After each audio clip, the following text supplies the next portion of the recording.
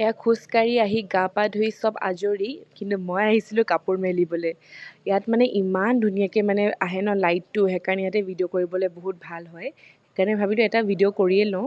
আৰু আজি খোজকাঢ়িব যাওঁতে মানে আজি মই বহুত জল্দি গ'লোঁ, সেইকাৰণে মানে চাওকচোন আংকল মানে ইমান মানুহে খোজকাঢ়ে ৰাতিপুৱা ৰাতিপুৱা।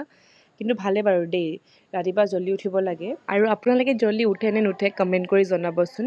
এয়া খোজকাঢ়ি আহি মই প্ৰথমতে গ্ৰীণ টি খালোঁ 1 কাপ।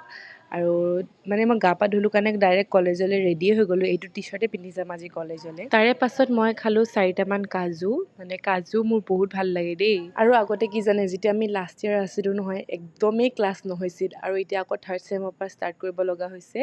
মানে ইমান ক্লাছ, বাপৰে অৱস্থা নাইকিয়া হৈ যায় দেই ইমান ক্লাছ কৰি কৰি। আৰু দেখিছেনে মই ক'লা পৰি গৈছোঁ একদম। কিন্তু কি জানে, যেতিয়া মই লাঞ্চ টাইমটো মানে হয় ন, মানে হওঁ হয়, মানে ইমান ভাল লাগে মোৰ। মানে তেতিয়া মানে ইমানেই ভোক লাগি থাকে, মানে হোষ্টেলত যি দিলেও মানে তেতিয়া খাই ভাল লাগে আৰু।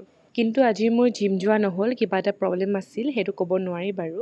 যি কি নহওক, এতিয়া মই ইভিনিঙত শুই উঠি খাব লৈছোঁ 2টা আণ্ডা আৰু এফালে চেলাড খাব লৈছোঁ। আৰু আজিৰ কাৰণে মোৰ ইটিং উইণ্ডোটো ইয়াতে ক্ল'জ হৈ গ'ল আৰু মোৰ 10,000 ষ্টেপছো কমপ্লিট হৈ গ'ল।